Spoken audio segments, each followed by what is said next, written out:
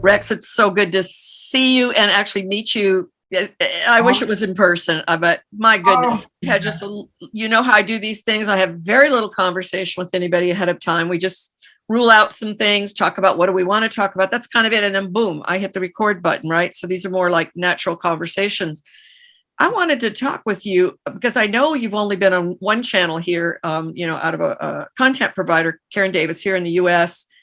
What do you think about this whole thing that's coming? It seems like, from my perspective, like a tidal wave, towards Australia and New Zealand, like I talked with Michelle about.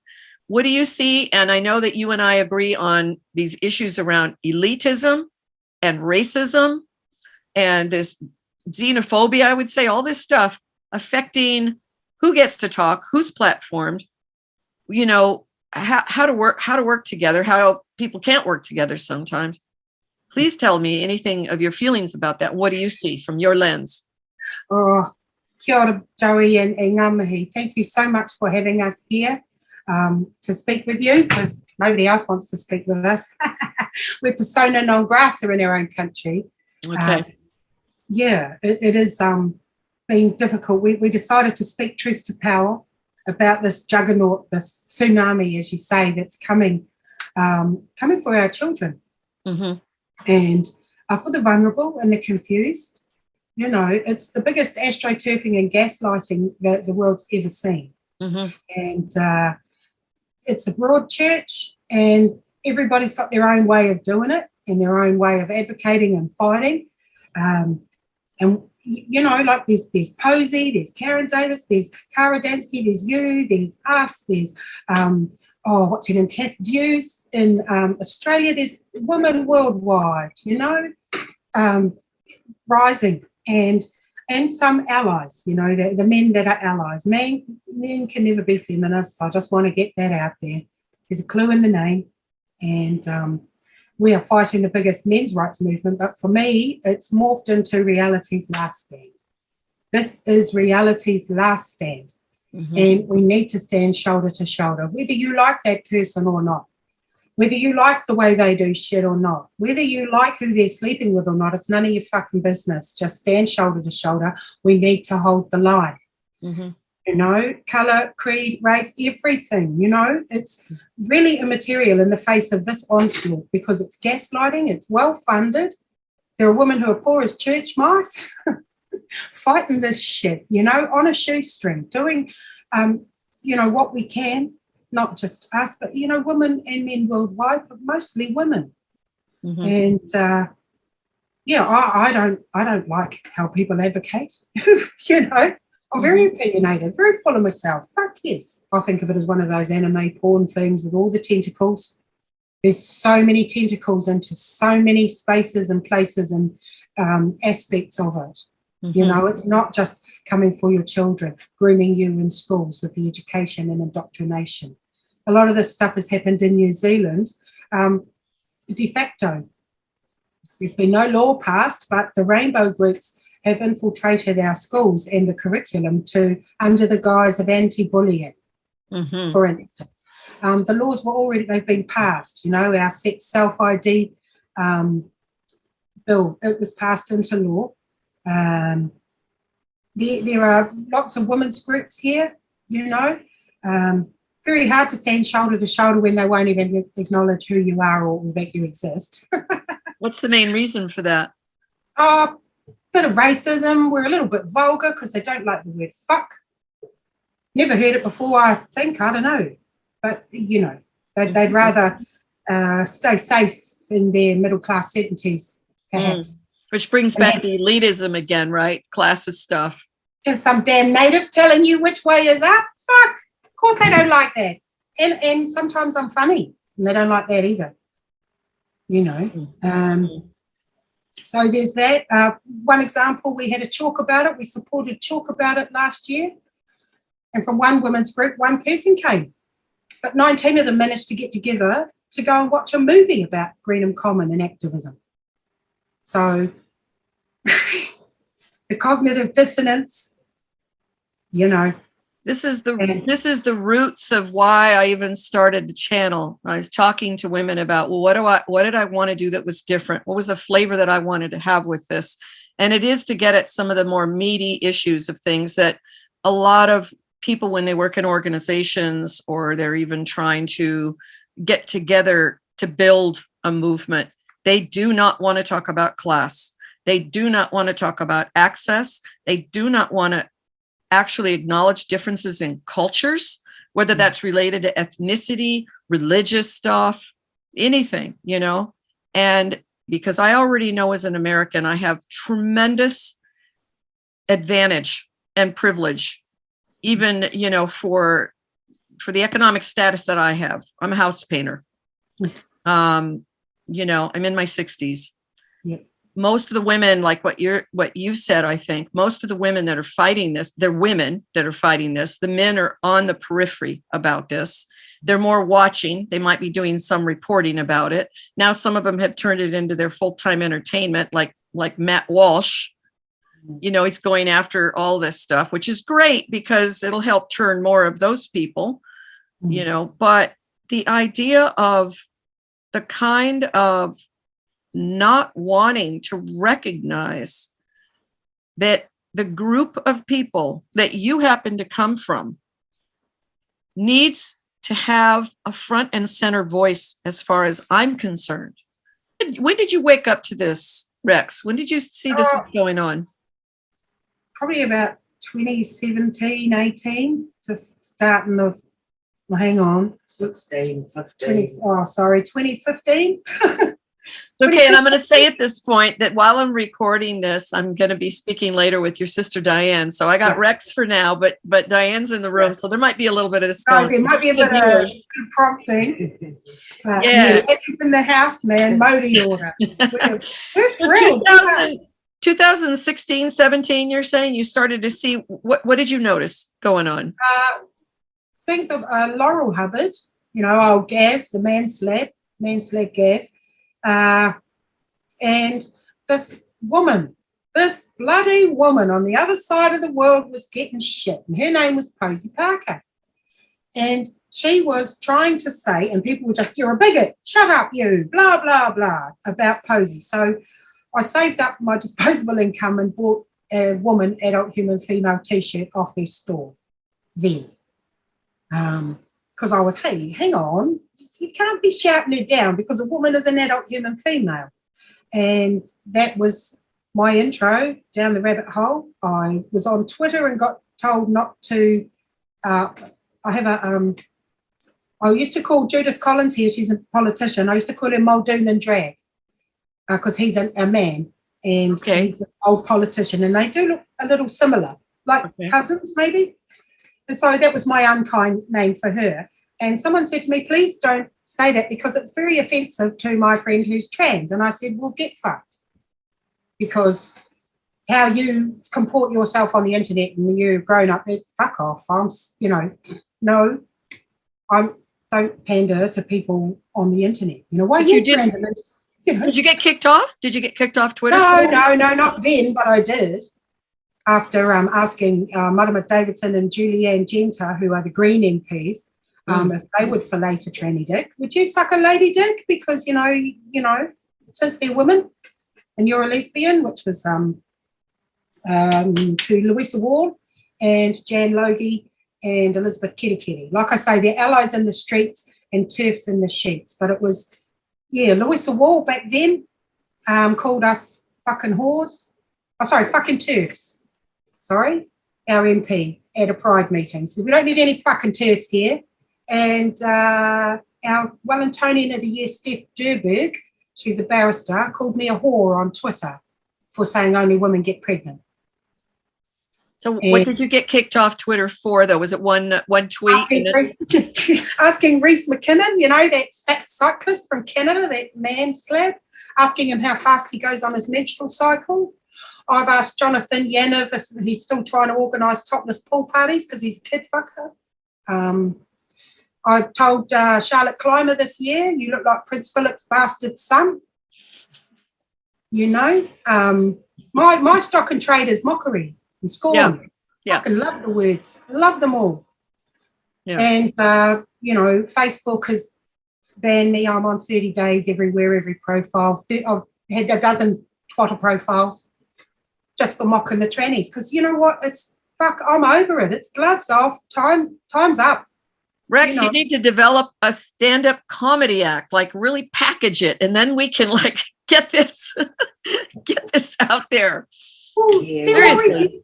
they're worried about my mean words and my mockery and calling them fried chickenisha because, it's never ever Mary or Janet. It's always some fucking Bang Bang LaRue or Fifi de l'Amour and, fried chickenisha. Mm. But the algorithms can find me saying mean words, but they can't get men out of women's jails. They can't stop men in our toilets. Fuck off. So the thing that woke you up first, where you started to went, you said like, hang on, was Laurel Hubbard, seeing that creep. So it was the sports issue. You didn't even know that already by this time they're starting to mutilate kids, right? In parts of the Western world. No, God, no. It was, gosh, that's not fair. And then we have a very pro MSM here. We are the tail of the world's dog. New Zealand is the tail of the world's dog. We are 7 years behind you. So we got so fucking much to look forward to, haven't we? But we're 7 years behind you. All the legislation that destroys all the safeguarding around children has been put in place. It's all there. Child traffickers will rejoice, and it's all been put out there. But we're the lunatics. We're regarded as lunatics. I mean, I do have mental health issues, and I enjoy mental health issues.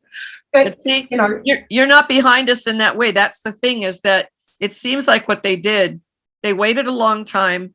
They had clinicians put in the country already, and they were hiding around, starting to do some of their experimentations. They weren't letting themselves really be known. And then they're working all over the Western world and doing all this stuff and watching things. And while all this focus is going on over here and across the pond, they took advantage there. They got your politicians involved, and it just seems like they just crushed you. Well, Cindy Hardon, she's a fully paid up member of Democracy, and she's a fully paid up member of what's that place, Terrorism? Is it Terrorism, sis? Oh, with Rothblatt. Yeah, with Rothblatt and things. I believe. Hold on. The name is Cindy. I think you were making fun of her last name. Jacinda Ardern, our Prime Minister. I call her our Prime Minister, Cindy Hardon, because she believes in democracy. She's not good. We ManaWāhineKōrero stand against the mandates. We're not for your health. Mm-hmm. Nothing to do with your health. That's another reason I think why we're not popular. In New Zealand in COVID, 15 gender reassignment surgeries happened in 1 year. That you know of. Yeah. That, life-saving. Suicide averted. And now they've destroyed all sexual function and they'll never have children. Yeah. Do you remember how you found out about the medicalization going on? All Kiwi farms. I held my nose and went and looked on Kiwi farms. And what did you see? I saw the most horrific butchery I've ever seen in my fucking life. They don't even look like people, some of them, anymore, because they've been butchered. They're 4th revision, 5th revision. The problem's built into the first cut. The very first surgery is doomed to fail. It's part of the model. Mm-hmm. Trans is just the window dressing for the transhumanism AI interface. Mm-hmm. Humans. It's the window dressing and softening us up. Compartmentalize you so you become just disparate body parts. Well, you're not really a person anymore. Hey, presto. Who was that fellow? Noah? The World Economic Forum? Yes. Klaus Schwab that Michelle spoke about. And his mate, Noah, somebody. I can't remember his name, but he says the days of humans being emotional, social beings is over. We're now hackable animals. Mm-hmm. And I'm like, oh, tap, shut up. Get out. Mm-hmm. Stop with your evil talk. It's fucking evil nonsense. Mm-hmm. Yeah, tap. There are no acceptable solutions for some problems. And this man is willingly wanting to lead us off the fucking cliff. Mm-hmm. And we're fighting the rearguard action, and everybody's wondering about who said what to who behind over there. Mother of God, as my mum would say. we focus? Please, can we focus team? Tell me about the group. Tell me about the group that you all have formed, and what are you looking at, and what kinds of projects or anything like that? Because I'd asked Michelle, and she said that the year has gone by so quickly, you haven't even barely been able to have a real meeting. No, we haven't had a meeting yet, but we did on the fly, and Di and Tanya got these together. I'm just going to get them because they're on the table. It was AGP Awareness Day in March. Mm-hmm. So we made. Wonderful. I see that. Look at all those trannies we jammed on there. Oh yeah. And where did these go? Where did this go? We put them in people's letterboxes, hand delivered with love. And we did this one. It was designed by Di and Tanya from MWK. Say his name. Excellent. Say his fucking name. Look at them all. They're all fucking rapists, murderers, and kid fuckers. Okay. All of them. So we put one of those each and just go, yeah, it's not a fetish. They just want to pee. But here you go. This is what you support when you trot out that bullshit TWAW. It's these men like these, people who burn people to death and molest children. The only one I have any respect for is Lake and Mackay. He said, don't let me out because I'm just going to keep doing it. Please lock me up forever. And I'm like, brother, I fucking hear you. Stay there forever. You know? How has this affected you most personally, Rex? Oh, gosh. Rage. Absolute rage. You disrespect my mother when you say that Gavin Hubbard is a woman. He's not any kind of woman, and he will never be any kind of woman. He's an AGP that gets stiff in satin.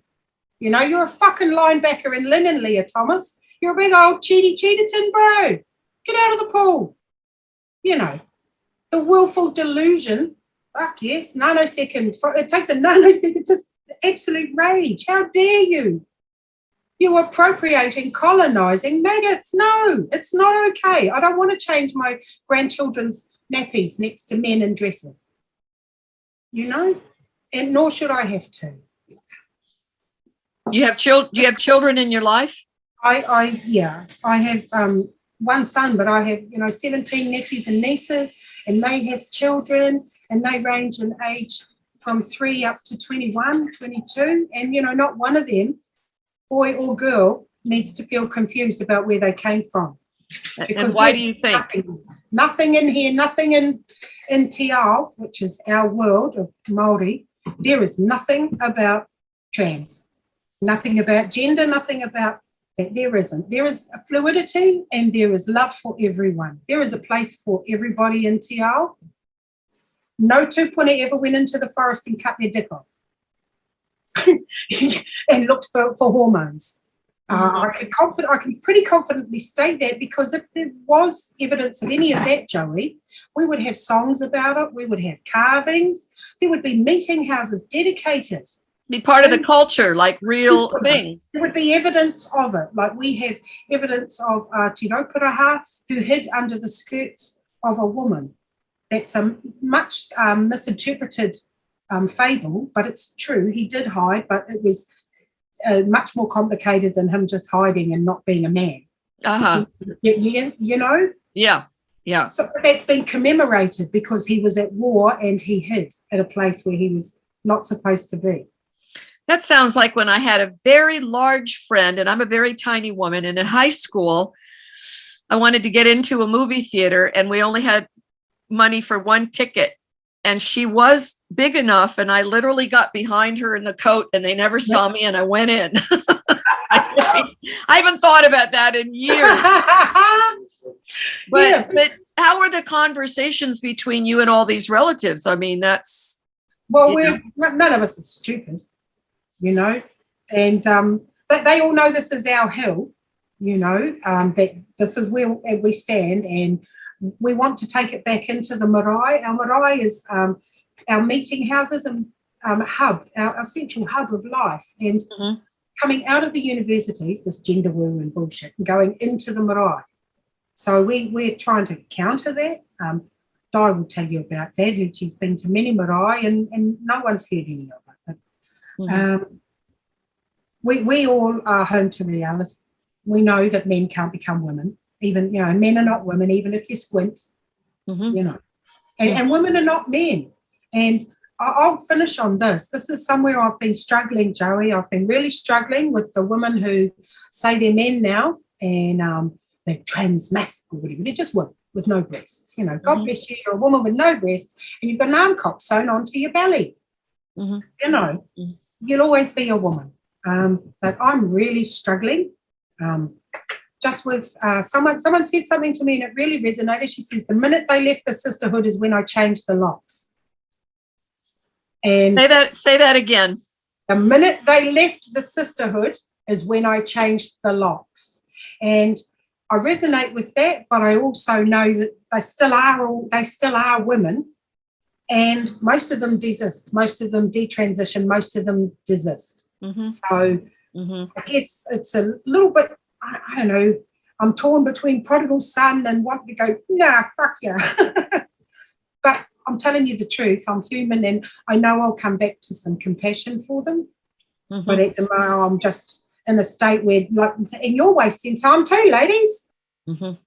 That's where that's coming from. And you're wasting time now. And I know I'll come back to my compassionate side that, yes, they are women, but at the moment I have nothing for them in terms of which brings me to another issue, because I've seen a number of things, that you posted on social media. When you look at the men that are involved in this conversation in a way, on behalf of women's rights and all of that, there's certain men that have more, what do you think? What do you think about that? Well, that's just heap-eating, isn't it? Nothing a woman says is valid until it's heap-eated. He-peats, he, him, her. There's a lot of people still waiting for rescue, You're just like those stupid fucking princesses on Shrek. You're all sitting there with your hands on your knees and your handbag matches your shoes, I'll bet. You'll wait for some fucking man to come and rescue you, This is, men in our spaces are the problem. The problem will never be the solution. The master's tools will never dismantle the master's house. Fuck, how many times do we have to say this? And meanwhile, when you go following some man and he's very driven, very, very driven, transferred a whole lot of angst from a previous problem right over to this.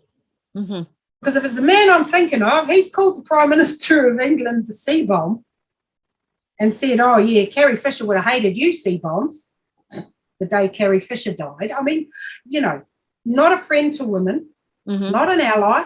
But if that's your ally, that's who you want to follow, then so be it. But you keep out of my fucking way while I do my advocating and my business. Because you know what? He's a man. And no. No. Do you know what I mean? Just no. Why are you asking a man for permission or guidance about why men are in our spaces? He's friends with David Hayton, that filthy panty-sniffing AGP. Yuck, yuck, yuck. That man stands in front of a class and sexually assaults his students, visually assaults them with that fucking awful woman face, with that cavernous gob. No, just David Hayton, fuck off. You are not an ally. Men, just no. So with that, what would you say to the women that say, well, we need them?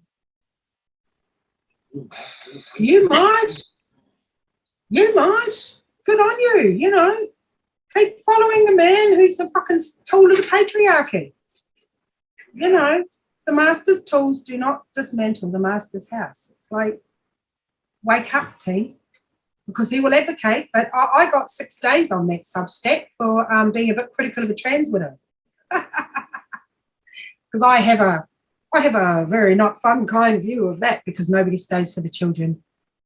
That is my considered view, that nobody stays in that shitty relationship with a cockfrocker for the children. Honeyed lie that you're telling yourself And I know this because I walked this 19 years ago, mate, before this shit all kicked off. Mm-hmm. You know, and I didn't even put my experience with that man together until 2015. And that was like 12 years after it, you know. It took a lot of therapy. You need to get to therapy, mate. You'd be fucking telling me that sitting there with your daddy in drag committing psychological rape on your children is family time. No, you're not staying for the children. Take yourself to one side and give your head a good fucking wobble. So there. So you experienced being a trans widow, and when did this happen that you were involved with somebody? Because I'm looking at a woman that's talking about your culture. Mm-hmm. Was this a man outside of your culture that started doing this? Yeah, I was in Scotland. I was actually in London, and I met a Scotsman. He was Scottish, and we courted long distance. And I'm really smart, but there's great big gaps in my knowledge, and you know. I'm not good with men, just not good with relationships. I'm socially maladjusted and I don't really like people. So, you know. Anyway, yeah, found out after I'd moved and left everything in London and got rid of my flat and everything and moved up to Scotland, 3 months pregnant, I found out he was a tranny. Wow. Fuck. What year was this? 1999. Wow. How long were you in that then? Took me 3 years to leave. Basically from that day, took me 3 years and I was fucking gone. It took me that long because I got very sick after I had baby, and it took me a year to recover as well. Mm-hmm. Yeah. And we fitted in a trip. But anyway, yeah, so I have done that walk of being a trans widow. And nobody stays for the kids. And this is early you're talking early like 2001, 2002, something like that. You walked away from this years before anybody's talking about this stuff. I fucking fled because I knew that he did not love us the way he loved himself. So, you know, I thought, you know what? I'm going to go home because it's better to have one happy parent than two miserable fuckers. Yeah. So that's what I did. And it took a lot of therapy, and time, you know. But here I am. And then 2015, like I say, just the odd glimmerings, the sport thing. But when I found out about the children, now it's just adamant. I am adamant. And I've spoken with Posey just quickly. I'll say this so I can never turn.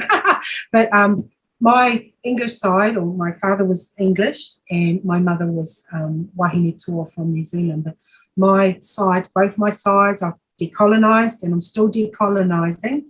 But they're in the traces together. They're in perfect harmony for this fight. There's always been a bit of conflict within me, you know, of being colonised and coming out of it, and love for all, and manakitanga, finding manakitanga is looking after and love for everybody, you know, manaki, trying to find that again. But both my sides are in perfect accord for this, you know, and thankfully to my English father, he had the gift of the gab and the words. I love me the words, so that's what my skill is mocking the trannies. You know, don't like it. You'll never ever be a woman, fried chickenisha. Cope, seethe and dilate, mate. I don't really care. You know, people are worried about those mean words, but when you and me go to bed tonight, 137 women will be killed today worldwide. 137. And tomorrow, and tomorrow, and tomorrow. And if we could all just identify out of it and say, well, actually, Mr. Afghan policeman, I'm actually a man, you know, fuck, they would have been quits in Afghanistan if they'd just done that, the silly girls. You know, so really, please, the gaslighting, I've had enough of it. So if you were to say one thing, what do you think? Where do you think this is going in the next 6 months? How do you see where you are and your group, your sisters? How do you feel about this? Where do you think you're going to be? Wow, we're thinking of travelling down to Dunedin here in the South Island in New Zealand for Suffragette Day. That's our plan. We have a hope to do that. We want to fundraise and try and get down there and join another outcast who is another woman that nobody wants to listen to. You know, reality's last stand, Joey. So because no one will listen to us in Wellington, we're going to take it on the road. Sounds great. If you get a crowdfunder up, send me the link. I'll put it in the description. Oh, bless, Joey. We were just thinking of just trying to put some money together ourselves and fly down there. But yeah, I got you. I got. Know the order. Are you in the middle or are you the oldest? Oh, I'm that troubled middle child. Oh, great. I'll get Philippa later then as the oldest to be able to put it in. What does it mean? What does it mean for you to be the middle child that you said that? Wow. I'm the only one that's got a big sister and a little sister. Okay. So Philippa's only got 2 little sisters and Rex has only got 2 older sisters. Yeah, so that's a different dynamic. So what is your role? All depends, Joey. What's my role? Gosh, I'm very similar to Rex. I'm very blunt and honest and just, no fucks to give on that. Mm-hmm. What would my role be? Research. I do a lot of reading and research and, triangulating my information. Because, we've been brought up to, don't let your mouth write checks your ass can't cash. So if I say it, I'm like 99% sure it's the truth. Mm-hmm. And if I've got it wrong, it's inadvertent because I like to check things because I get mortified when I get things wrong. It's like, bugger.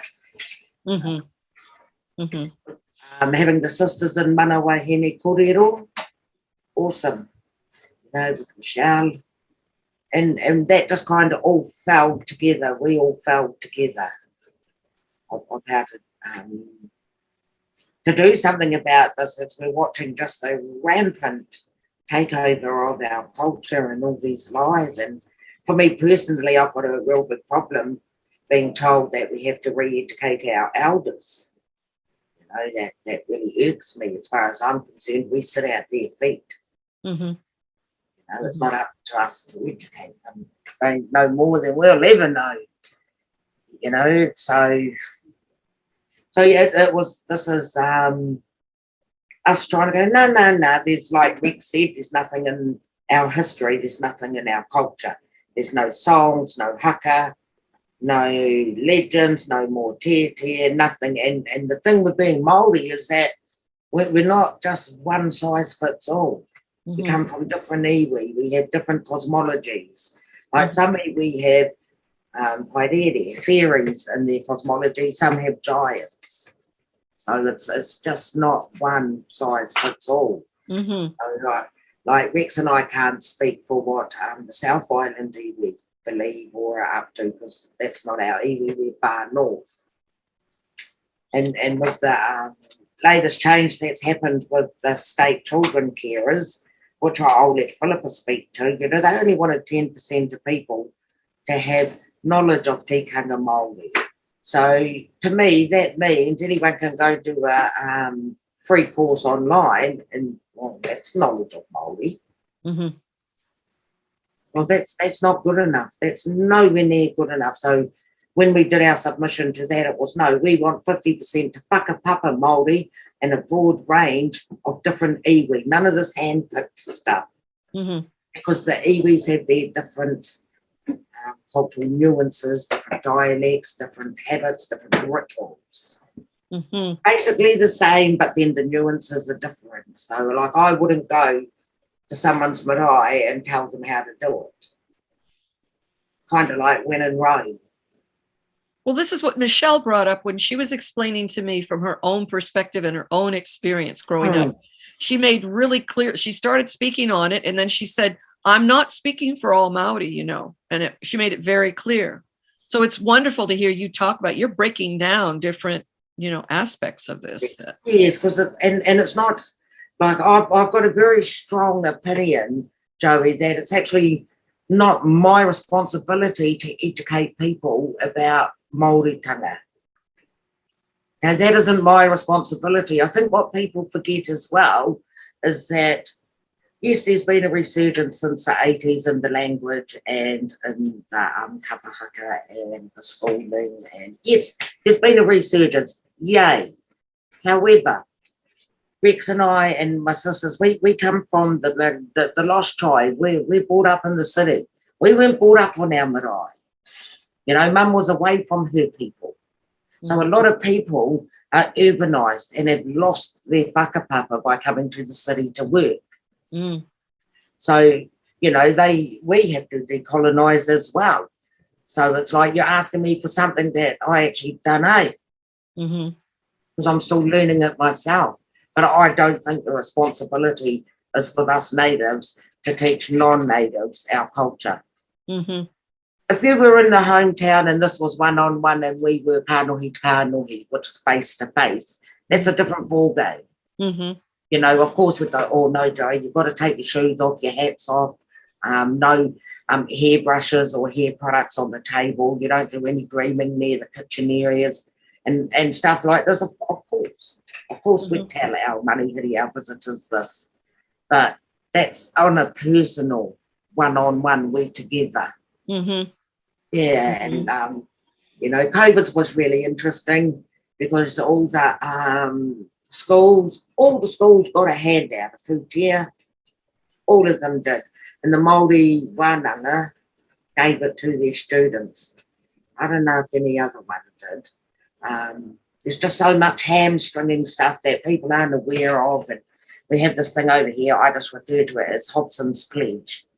And they're these conservative white men that hate Māori. They see Māori as bludgers, lazy, liars, thieves, and out of the gene pool. That's all they see. They don't see the warriors. They don't see any of anything but, you're just bludgers.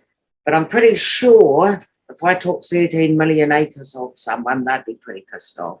Yeah, you know, and if I had to learn, as like an older person, all my life I've had to learn my culture.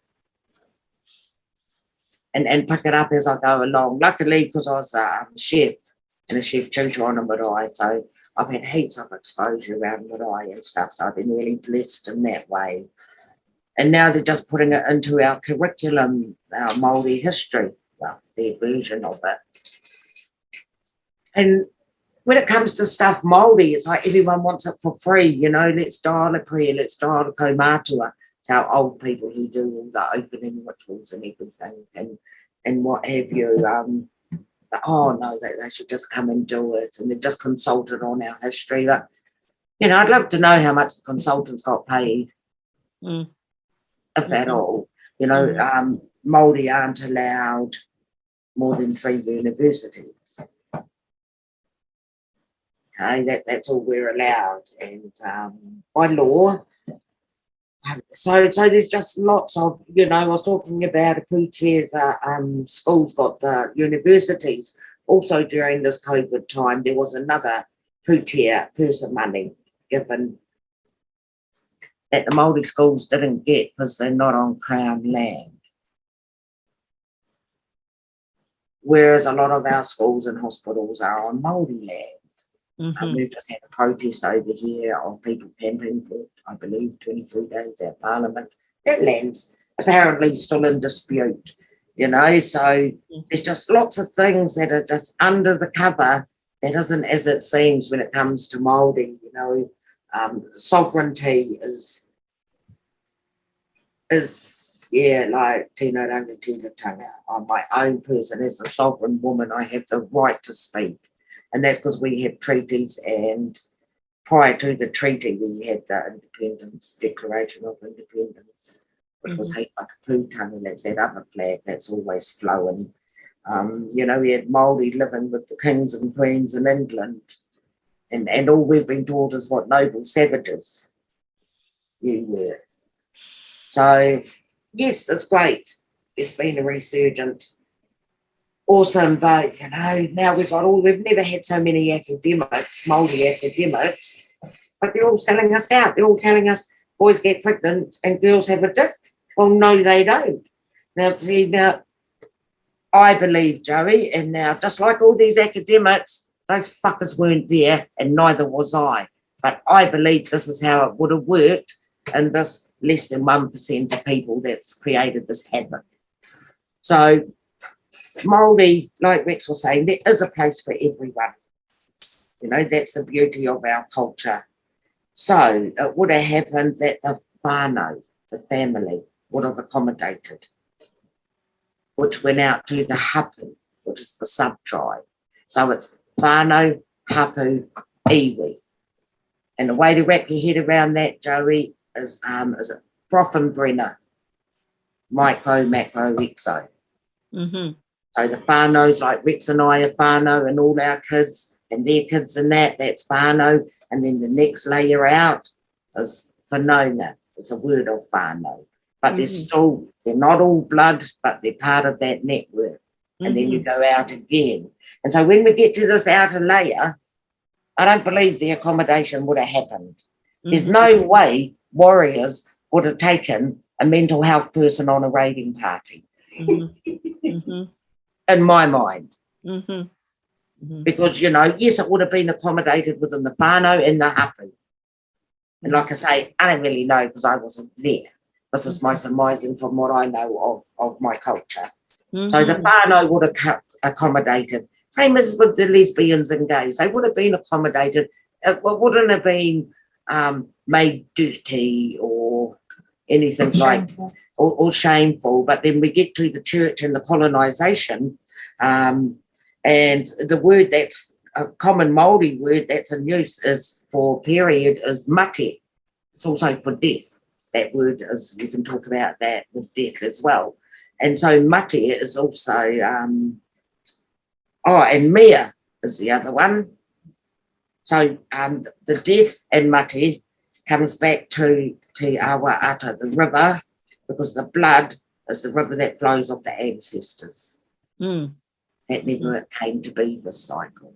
So it's the river of our ancestors. But since all the churches and everything arrived, so, you know, like there were rituals around menstruation, and there were menstruation huts. There was, you know, women weren't allowed, from my gathering, but they were really positive, acceptable, non-shame, non-dirty. And then we get the colonisation and the church involved. And so it's gone from our mate to mea, M-E-A, our mea, and the campaign was smear your mea.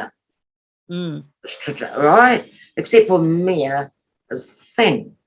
Te mea, you know, something, te mea. So it reduced our language to calling our vagina and this a thing. You know, our big fat pukus, this is Te Whare Mahana, this is the house of the ancestors where they reside. So Rex and I come from a matriarchal line. Māori women had land and were bosses and everything in their own right. There wasn't this, there was a split, but there wasn't. Like there was a split because we know boys and girls are different, but just like over in England and I presume America, but in times of need, the woman stepped up and took on the male's role and did the man's work in times of need. Same as with Māori, same, you know, like poi, yeah. So I think that's a universal thing, don't you think, Di? That when I think about World War II, when I think about stuff that, things like that. Yes. It is universal. It is universal. Like one of the things that's, I guess it's a derogatory term, Joey, is about the cannibalism of Māori, you know, and what? Like I've read stories of sentries being put on the graves and the Udapa, the cemeteries in England and the world wars to stop people digging up the fresh corpses. You know, desperate people will do desperate things. It isn't a racial class thing. And that's a good segue. Let's go there. Hey, on this class thing, because, you know, like, oh gosh, it's just so hard that for me, and I'm just going to be blunt and honest because that's how I roll, you know, all these bloody white feminists purport to say they stand for the most disenfranchised, but then when the rubber hits the road, they don't. Mm-hmm. You know, that's what I've noticed. And you've got to mind our P's and Q's and, you know, like there's half a dozen of us and a few other women that get out and do stuff. Like, luckily if it's 10 people that won't, you know, don't hit the streets. We had the big chalking day and everything. Awesome. 4 of us did it. And then another group on the other island, another woman who people don't like.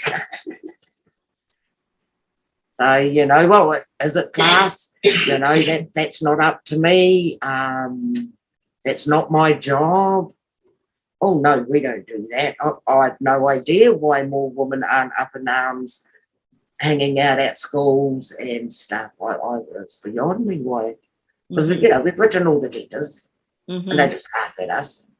We've done all the submissions and they still just laugh at us. You know, we've made all the comments on social media. They just block us and kick us off. So, you know what? I think we're at the get it to the street stage and it's just really hard to get traction and, you know, people don't want to know. Like Rex was saying, we're hoping to plan for Dunedin on Suffragette Day because there's no point me trying to plan anything up here. And in Wellington, no one will. Yeah, no, I've left all those groups. Hey, and I just think, oh, well, I don't care. When people are looking for information, I steer them into all these groups that dislike us. That's irrelevant. They don't have to like me. I don't have to like you. This isn't for us. I don't know if you notice this, but we're losing. And this is for like I have the ability of so many freedoms from the last 2 generations before me. Now it's my responsibility to afford these to the ones after me. You know, this isn't for us. I'm going to be dead when the bloody check's handed in on this. I'm going to be long dead, Joey. It doesn't affect me. I mean, you know, the fact, you know, the pressure on lesbians and all this shit, yes, as an adult, but hey, I'm all right. I can fight. You know, I got a big mouth. It's for the next generations. It isn't actually for us. You know, I firmly believe, and I'm forever saying, no, we have to do this submission, or we've got to do this letter, or we have to do this for history's sake. We know nothing's going to happen now because we're at the unicorns bloody shit rainbow stage, and it's all love, love, love. So, you know, we've got a long way to go before people here are peaked. You said, Di, that you get into, you know, which I think you probably heard this a lot and thought it yourself, the rabbit hole of this whole this new religion and all this stuff and how it's affecting everything. And like how Rex was talking about, the tentacles of this are so everywhere. But you say you start doing some research. Is there a particular thing that you've been focusing on with this? Possibly the children. You know, my big thing is leave the kids alone. If you're 25 and want to go start lopping bits off you, power to you, good on you. See you later. Doesn't change your sex though. Stop taking our rights. We fought for them. The way it's infiltrating, children don't have a mental capacity for sex. Their brains aren't developed for it at this stage. So this is what I learned. That don't come to adolescence. Okay, and watching children play is enough. You know, just let them play. So for me, it's the children. Yes, Rex has told me I've always been a raging feminist, and so I guess I must have been. But you know, I didn't even know because Rex spoke about this for a couple of years, and I wasn't quite hearing. I didn't get it, and then I think it was about 2019, the penny dropped, and that was it. We've just been out. I mean, you know, I've got 10 Facebooks, kicked off Twitter. Not, you know, we don't get spoken to. We try not to speak about it with our whānau. because they've heard, they're aware, they know. You know, so everything we know, they know. Mhm. And go and speak and say they're not to be instructed in this rainbow bullshit. Was it coming on under anti-bullying, and then, you know, very clever marketing, Joey, because they've attached themselves to Indigenous people to give the illusion of antiquity and authenticity. Mhm. Mhm. That's why I think they attach to like true spirit and what have you. It's to give that illusion. Mhm. Because everyone's so scared now to say anything. Except us. Yeah, except us. You know, because things are tilted so badly in one way. Things are just tilted all out of, you know, like, what are they called? Mobiles. It's all out of kilter. All out of kilter. Hey, and all sorts. And it's coming through every legislation. All of it. Mhm. Everything. I mean, I just heard the, you know, giving a universal benefit if you're trans or non-binary, for fuck's sake. And then I think, oh, well, yeah, I would have wanted a narcissist working for me. Pay those fuckers to stay home. Wait, are you talking about what I brought up with Yes, Rex about what yes. they're doing in California? I thought you were going to Yes. say that was happening somewhere in New Zealand. It's like, God, no. It wouldn't surprise me. Like, during the pandemic, they did 22 SRSs. And we're in a pandemic. Our cancer deaths have gone through the roof. And just, you know, the government hasn't funded so many things, you know, breast screening, cancers, childcare, everything. But they've managed to find something like 90,000 for COVID, and then all this money for these SRS surgeries. Like, it's in everything. The self-sex ID doesn't become law until April next year, but they're also doing surrogacy, adoption are in the wings, hate speech is in the wings. They've just done a digital, robotic, AI, you know, like, oh yeah, you can modify the body parts so that they're saleable and just body parts and not people. mhm.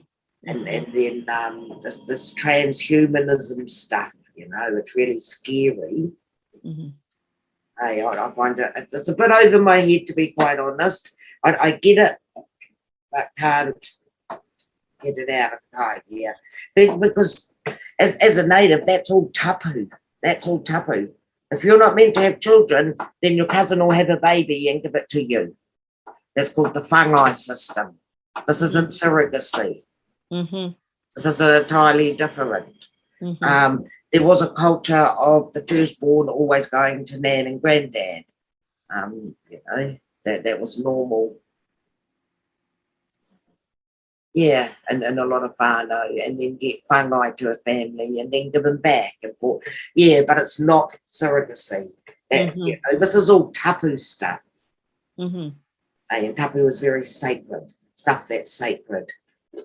So right at the top of being sacred, all the way down to the you know, a prayer before you go out on a holiday, or before you enter the water. You know, you have these different states of tapu, more normal, this is more. And so it's right up from the top of the gods all the way down to everyday practices, carry tapu and law. Mhm. Mhm. Yeah. Yeah, with the language, you know, English fails me lots, and I can't speak my own language. Like, you know, go, oh no, I can't do that. This is just an example. Oh, whakama. Now, whakama is a well-used word in New Zealand to mean shy. Can't do that because I'm whakama. But with te reo, it means I'm shy to do it, I'm ashamed to do it, and I can't do it. And then all the feelings that are associated with those words. Not just, oh, I'm too shy to do that. So it goes, the layers, it's, you know, the concepts go down layers.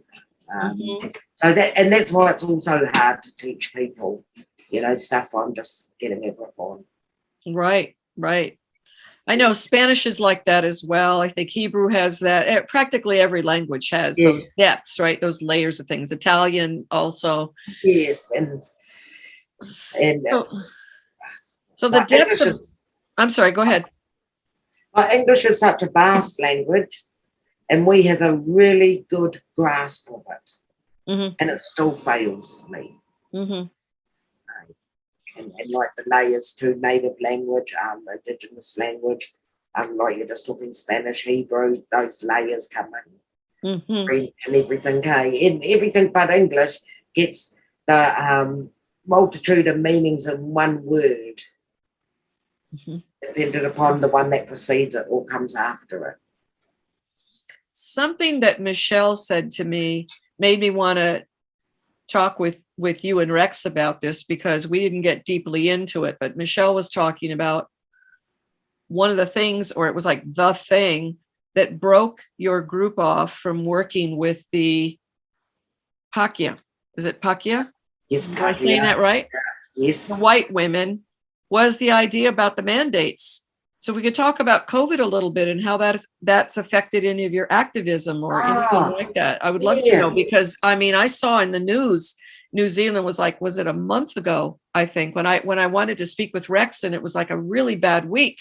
And I looked at the news and I couldn't believe what I saw with the government and what they were doing with the police and everything. It just broke my heart.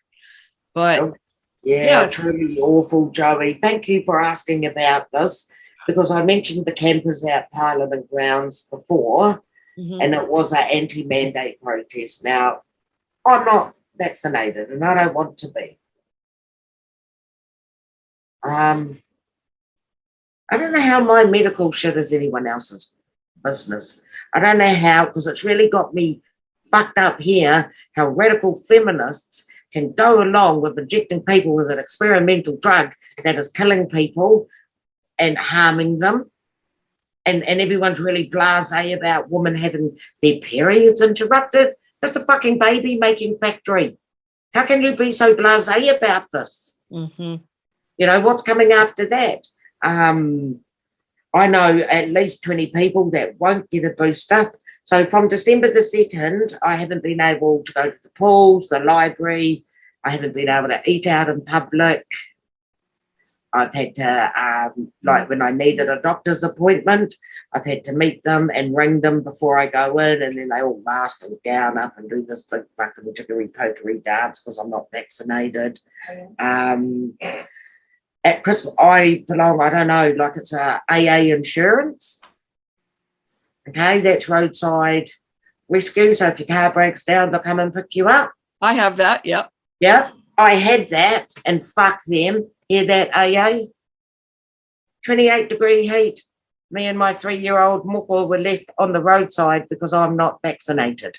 They took my car to the garage and left me on the roadside because I'm not vaccinated. A paid service. So needless to say, I cancelled my insurances with them. I haven't been able to take my granddaughter to the library, which was one of our gigs. The library in the pools was our gigs. Anywhere we haven't been allowed anywhere. And then all these people like me are staying home and we're getting blamed for everyone getting sick. Fuck me, mate. We haven't been anywhere. Like, the propaganda here is disgusting. The fear machine. And see, I got a thing for old people, Joey. I think it's absolutely disgusting that old people are sitting in their homes too frightened to see their unvaccinated family members because they've been told they've got germs. You shouldn't be scared in the last days of your life. Is this being blasted on the TV all the time? All the time. They've even got a bloody, Google fucking jingle. They're putting it in the kids' cartoons. And Mick Jabby, like at the moment, the old Jabberwocky, Jacinda, is just before them at the moment. They want to, agree to paediatric doses. Now, we've just had the paediatric report out from Pfizer. I mean, has everyone lost their ability to read? Haven't they read how many miscarriages? We had a Maori midwife, and so Oh, here I go. You sparked me off on this one. We had in New Zealand, we have a lot of Maori communities living rural. Okay, so, and they're dirt poor, Joey, dirt poor. One Maori midwife, she lost all her babies post-jab. Every single mother in her area miscarried. Everyone. One nanny was going, oh my God, I went to the Urapa, which is the cemetery, because out rural and Maori on their own land have their own family cemeteries, right? And so in one area there can be 12. So this is one Urapa, because then there was 14 new graves. So for me personally, I think, oh mate, you know, I look at this as a native and I think, fuck, you're taking out the warriors and the breeders. You are harming our young men and sterilising our young hene. You are telling them they're born in the wrong body and sterilising them. And this isn't on. And where there is risk, there must be choice. There must be choice. And all these Pfizer dump documents of all these adverse reactions, all these people that have died. 500 people die a year here from the flu.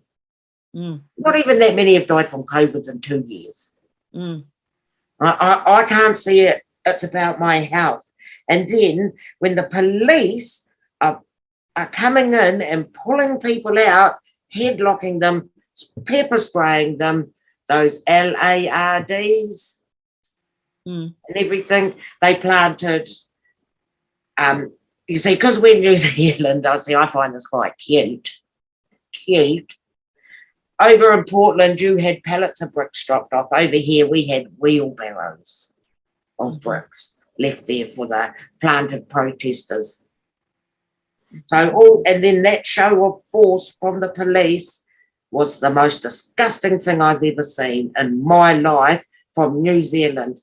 I believe half of them were not even New Zealanders. I believe Jabberwocky imported them for this exact thing. And I believe that because they had no badge numbers, no badges, no names, all masked. We're in the middle of New Zealand summer and they look like bloody the underbelly of a fish. No tan. You know, so apart from all the new recruits and getting all the police from everywhere, I believe this government put a foreign force against its people. Is what I believe. It doesn't make me right though, but it is what I believe just looking at and how they acted. That's not how New Zealand police act, Joey. They don't haul in and drag women out by their hair. And, you know, I've been a bloody activist and a hoha bloody mongrel a long time. You know, I've got many arrests under my belt and none of them treated me like that. None of them. It was disgusting, all for health. And the fact that not one snolly ghosting, overpaid, sycophantic politician came out of that building where we pay their wages, not one of them come to try and diffuse the situation. They just sent force in. And so I just, you know, for your health, this isn't about health. And so me personally, I have COPD and asthma. And so my doctors tried really hard to get me to take the jab in case I die. I'm going to fucking die anyway. I want to live while I'm here. I don't want to live in fear. I went round and visited the kids with bloody COVIDs and that. I don't care. They're little fellas, you know. What, they want me all masked up in some kind of suit and kids don't get that. You know, and everyone's all masked up. And this masking thing, because I'm a bit of a tinfoil hat wearer, I guess, you know, that to me is you are teaching children to ignore everything with their own eyes. They don't pick up cues. They don't pick up all those antenna things that keep you safe. They lose it by half the face covered. Yep. They don't see smiles or, you know, bang, that's gone. All they see is creepy little eye. Yeah, so creepy little eyes peering at them. So we're harming children. you know, in my mind, I think masking children's child abuse. Mm-hmm. I got asked, abused in the shop because I wasn't wearing a mask. And you know, who the hell are you to question me? You're not staff. Leave it to the staff. Of course, it was a man. So he got abused, and some other man tried, so he got abused too, and then they both scurried off. But, yeah, so no, I was, you know, for nearly 5 months, I haven't been able to take my granddaughter anywhere because people are fucking scared. How are you going to get on a plane, possibly? You two were talking about going to Wellington. Is that, well, are you going to be able to get on a plane? Yesterday, the mandates were dropped. So we went out to a restaurant for the first time since December the 2nd. Wow. Yeah. And so we've had a million picnics. And because we've got children, Joey, they're called picnics. You know, we're not going to say, oh, darling, we're not allowed in there, are we? We're not going to tell her that. Oh, we're having a picnic, yes. Mm-hmm. Yes, the 78th picnic. You know, so I just think it's wrong to force people. I can't understand red fans.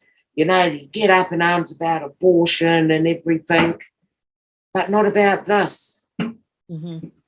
You know, I no. And it is since the mandates, and because I'm really openly vocal. Take it, boost her up. Good on you. Maybe by the 10th it'll work. And my doctor asked me, actually, I got asked, why won't I get the injection? And I said, because it's Pfizer. Right, well, now fuck off, they're sterilising children. I want nothing to do with them. It's because of the research that you'd been doing around it. And Pfizer, apart from all their being sued and Johnson, all of that stuff, but because it was Pfizer was my initial, no, I'm not getting it. They support sterilising children. I don't want to, I don't trust them. And then as time went on and I read more and ended up down all these rabbit holes, I thought, oh, hold on, you know, this risk cost benefit or yada yada, all those fancy words. I think, and now I don't care who makes it, I'm not taking it. I don't trust you and I don't believe you. Mm-hmm. And I believe as a human being that I have that right. I think it's my human right to deny that into my body, and I respect anyone who gets it. Like, I think it's only Rex and I that aren't, and ours, like, her boy's not jabbed, my boy's not jabbed, we're not jabbed, but the rest of the family are, you know, because they've got mouths to feed. Mm-hmm. And so I'm sat here wondering, Joey, what was it all about? Because as of yesterday, you don't have to have a job to have your a jab to have your job. So what was it all about? So you sacked all these people for not being jabbed, and now they don't have to be, but it's for your health. Well, you know, it's not making sense to me. Mm-hmm. Mm-hmm. So I think the fact we hated the mandates and called it medical apartheid, called people out your fucking brown shirt. Now you know where you would have stood with Hitler, because this is where it all began. You've forgotten history, you know, and all that, and we're really vocal about it. So I think that's why we're not well liked. And I don't care. I got enough friends. Mm-hmm. I don't care. You don't have to like me. I like me. And that's enough. My family love me. Sweet as. It pisses me off though, because, you know, like we organised a well-supported suffragette march, and it was well supported by Lava. Mm. It's a pity we're at this place, Joey, because it would be really good to get other stuff happening, but people won't touch us because we've got germs. And we're just interrupted now, get fucked, I guess. But because no one's told us or spoken to us, this is all just be surmising. Mm-hmm. Mm-hmm. But, you know, we've been trying to do some work, you know, we've done all those select committee hearings. I mean, you know, I don't work, Joey, I'm injured. I'm on ACC. So I don't work. So, you know, do all this advocacy. Excuse me, what's ACC? It's workers' compensation, like in the 50s. In the 50s, New Zealanders gave up the right to sue. so that if you get injured at work, you get your 80% of your weekly income for life. Mhm. Yeah, so that's what's happened with me. And so, but, you know, it gets really demoralising. Although we have a great time every time we do it and love it and what have you, but it does get really tedious and demoralising when it's the same for doing it. Mhm. It's always us four, there's Tanya, Stewart, Rex, you know, and my sisters. We went to talking, no one else wanted to. We got up at 4 o'clock in the morning. Like, I live an hour away from the city we talked out. So, you know, we were up at 3:34 to do this. And then no one joined us. And then, to add injury to insult, Broadsheet, New Zealand's feminist magazine, thanked the wrong people. So, of course, I pulled them up on it and they said it doesn't matter. And I said, of course it matters to my fat ass getting up at 4 a.m. I've actually had to unfriend them, to be really honest, while we're on this bleat about what's happening. Because we did those postcards, they didn't platform them, but platformed a whole lot of other stuff. People aren't platforming us, mate. Hey, we're not getting the platform. So I've actually just stopped following Broadsheet. You know, we're the only Indigenous group, and you want to worry that we say fuck. Really? They're getting women raped in prison. The New Zealand government was told 3 women are pregnant because of these trans freaks. And you're worried because I say fuck you? Really? We got children as young as 2 years old at kindergarten or their early childhood centre, encouraged to socially transition. And you're worried I'm rough and don't have a fucking vaccine? Really? I don't know what the fuck it is, you know? But this is pretty bad over here. And we just keep doing what we do. Like, we sold enough T-shirts that we had a bit of money, ManaWāhineKōrero, and then we did those postcards. You know, and and that was from the calendars as well. That was Tanya Stewart's effort. So we were able to do these postcards, and we just decided, nah, that's enough of being polite. So the next ones we want to do are of the surgeries. Hey, because I'm over being polite and nice. Female socialisation must be kicked to the curb. I'll say it again. I don't know if anyone's noticed, but we're fucking losing, and we're losing fast and hard. You know, and then there's this in-house, who said, you said, da-da-da-da-da. What anyone does in their personal life is not my business. If you stand with women and children, I got your back. It's that simple to me. I don't care what else you do, outside of the ridiculous, of course. If you are standing for women and children, that is all I need to know. Anything else isn't my business, Joey. I don't need to know what your God is. I don't need to know who you vote for.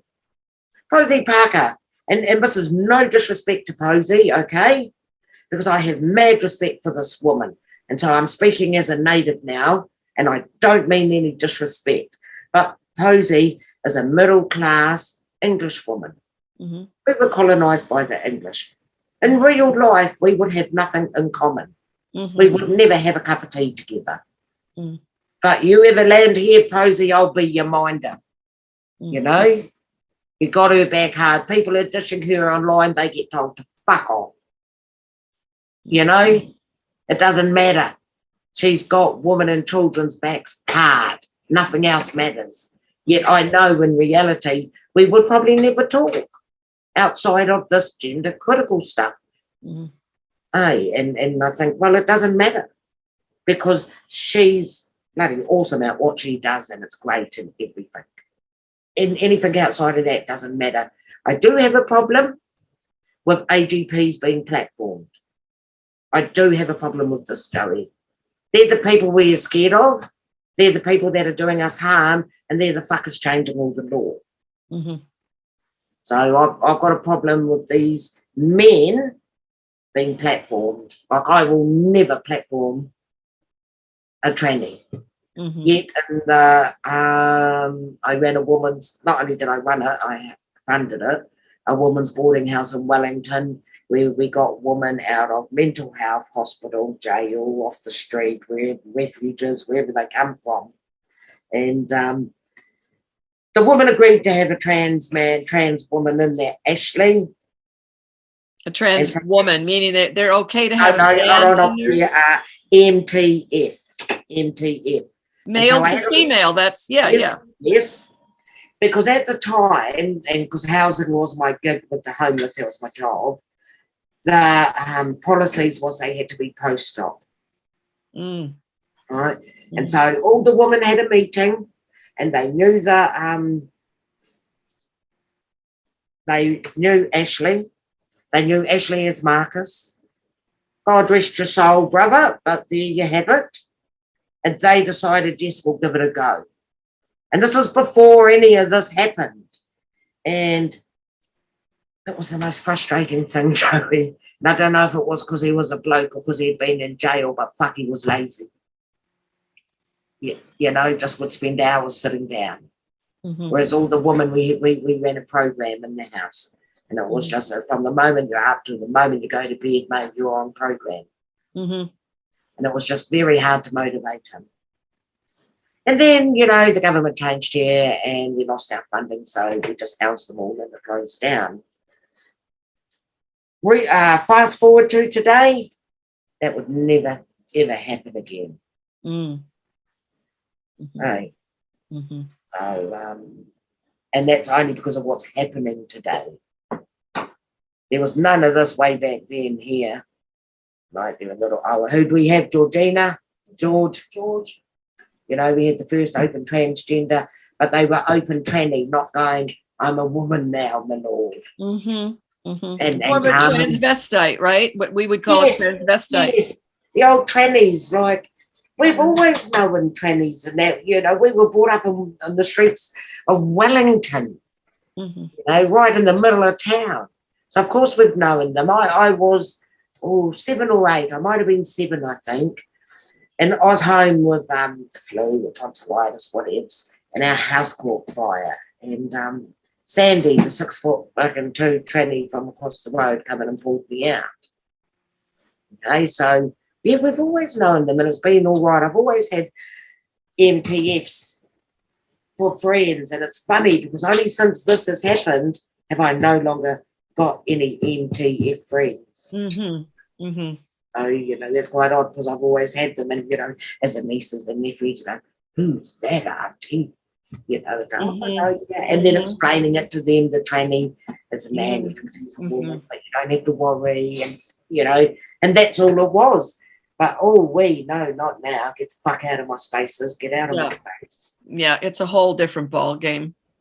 So the two of you sisters, we got the little sister over here with Rex. We got Di with the female woman t-shirt going on.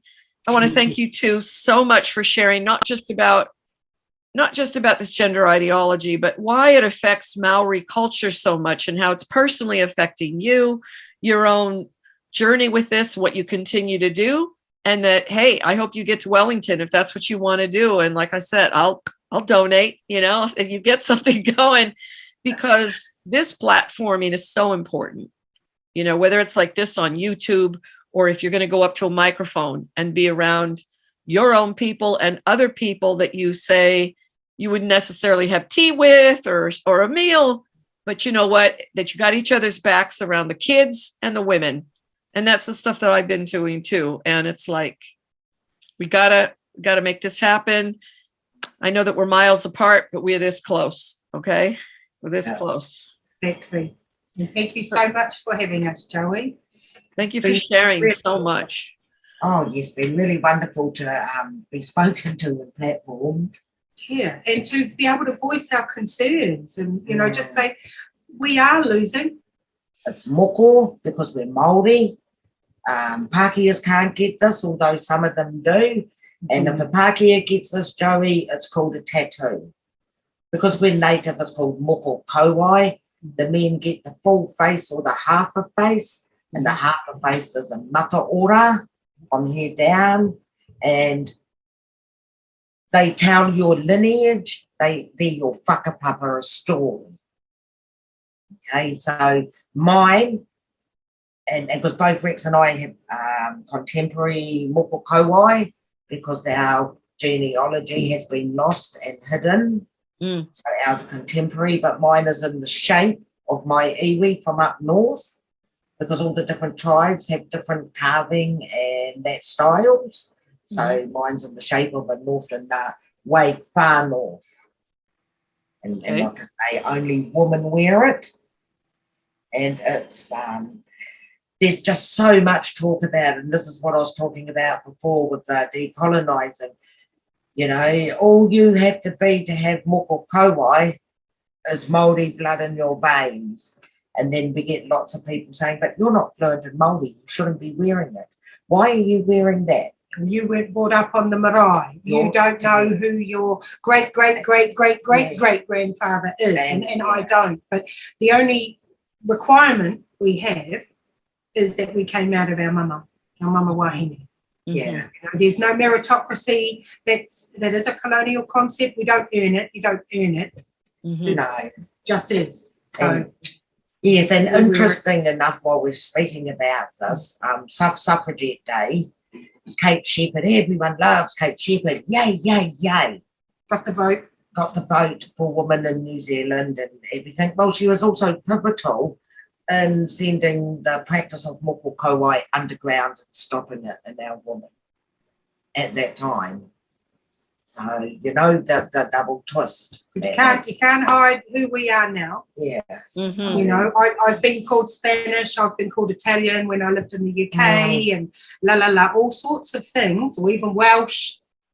But this removes all doubt that I am Māori, I am tangata whenua, and it was driven underground and it has enjoyed a renaissance. Yeah, so we were lucky enough to be able to do this. Oh gosh, is there something that has gone? So yeah, it's the mark of our tūpuna. It marks it's even as children we were are you Mediterranean? Are you Romney? Are you Greek? Are you Italian? And for me, Joey, I liken it to all the times people ask me if my missus was my sister. Because that's how deep the denial goes. Yeah, that's my parallel to it. Is that your sister? Yes, we've just got different parents, okay? Yeah. So I liken that, are you Mediterranean? We're talking about the 60s in New Zealand, you know, and 70s. Our dad, this is the 70s. We were called nigger, we were called native, we were called blackie. Our dad had to get the houses. Couldn't be seen, this woman with 6 or 7 children, you know, this native, hell no.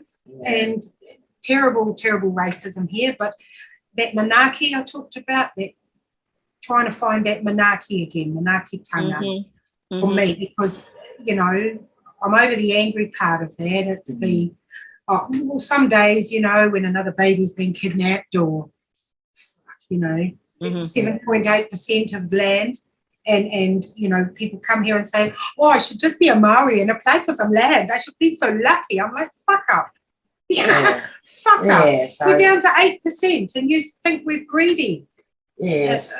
So I guess for me, it was, apart from it's my birthright to wear it, because of my fair skin, it was kind of, and I wear it with pride and great humility, and I'm so blessed to be able to wear it, Joey.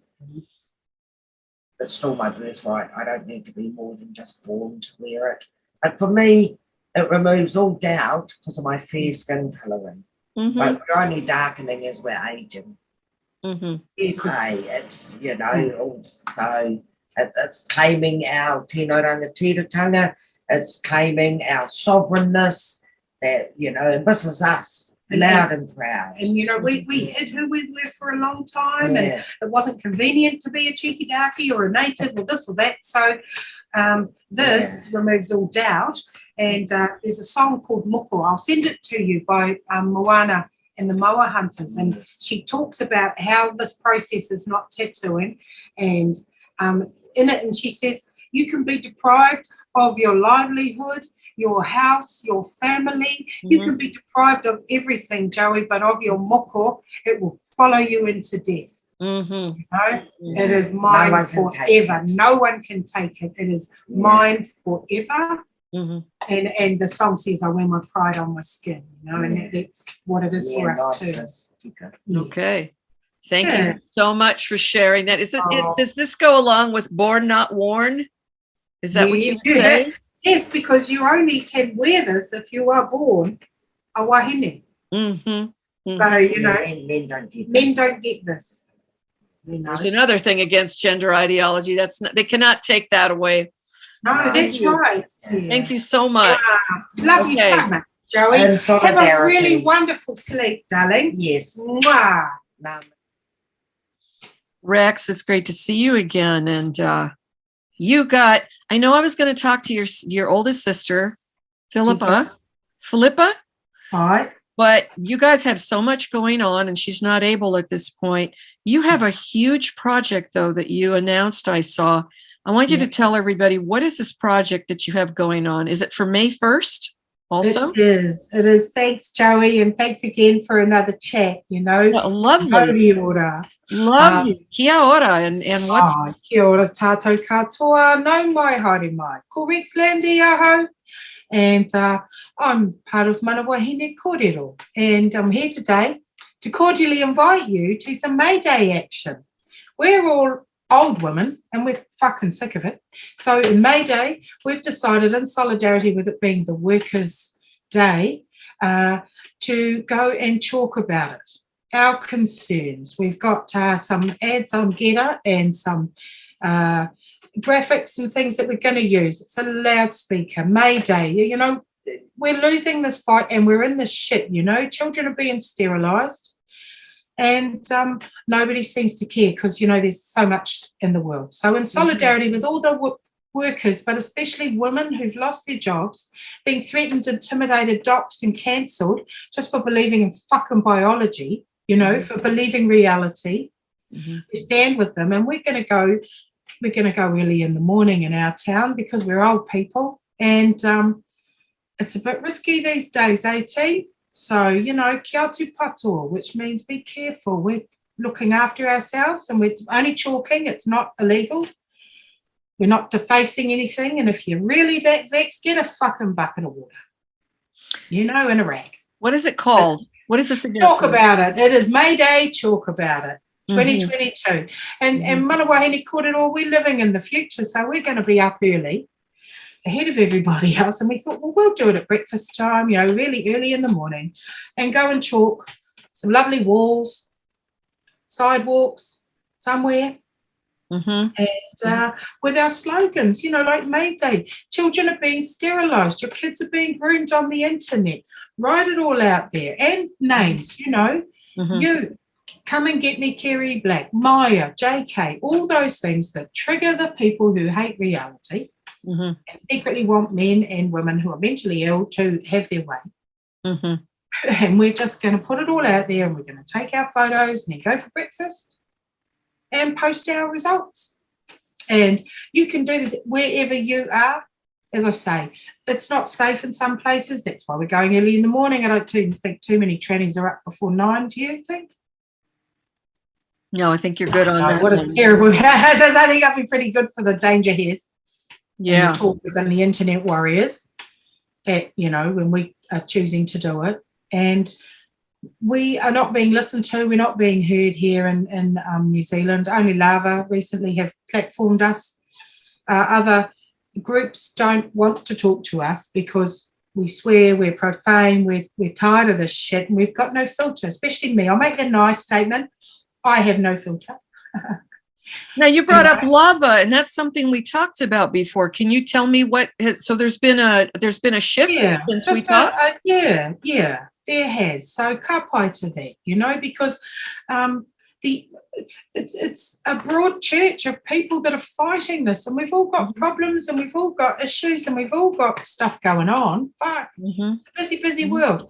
And so we thought, what action can we do? Because, I'm a professional nobody with mental health issues living in, state housing, on welfare. And our leader of the opposition called me a bottom feeder the other day. All the people on benefits are just bottom feeders because he's appealing to his base, that really hardcore base of the Conservatives. And is this a politician? correct? Yeah, the leader of our opposition. So who's the leader of the Republicans over there? I mean, the Republicans. Here? Who's the leader of them? I can't even say who the current leader is. I know what they're doing is, they're promoting Trump for president, but they're not even, they don't even know who their leader is. I mean, but then again, neither do the Democrats, because fuck, man, I saw that Biden Joe, wandering around the room while everyone was, going like shit to a blanket with Obama. And he was wandering around the room at the back like the kid was like, oh. And then he shook hands with thin air. It's, so that's what we thought we'd do. There's a big political backdrop, not just America, England and everywhere's going off, the pandemic, they're trying to normalize heart problems and myocarditis, and children can get stroke. No, they fucking don't. Anyway, sorry. And Rex, what's happened here a lot on television and radio is it's all about the Ukraine war. It's all about Russia. It's all about Putin. We don't even hear, yes, COVID and that comes up and the vaccines, but it's all now, our gas prices are sky high and everything, Biden is being blamed for all of it. And there's this really narrow focus on something, but not about the erasure of women, not about the safety and child safety, safeguarding anything. No. Nothing to do with Hunter Biden's laptop, and it's nothing to do with his 100 and something per month he got off this and that, and he's got distraction. All that, but Ukraine is the fourth largest producer of lithium in the world. Mm-hmm. Those electronic batteries. It's full of resources. It's absolutely fucking jam packed. This is not about the people of Ukraine and freeing them. Yeah. Yeah. Well, I think I think it's a fantastic idea. It's really simple. And you're saying that you're going to do that early in the morning. So a lot of us, we will be just like in the afternoon, pretty much here in the States for a lot of people. We're going to see it'll be early afternoon, some morning, actually, maybe morning on the West Coast, later in the afternoon for some people. UK, it'll be like rolling. I'll be looking for that. Yeah, Rex, thank you so much again. This is wonderful work you guys are doing, and talk to you soon, okay? All right, thanks. Thank you, dear. Okay, bye.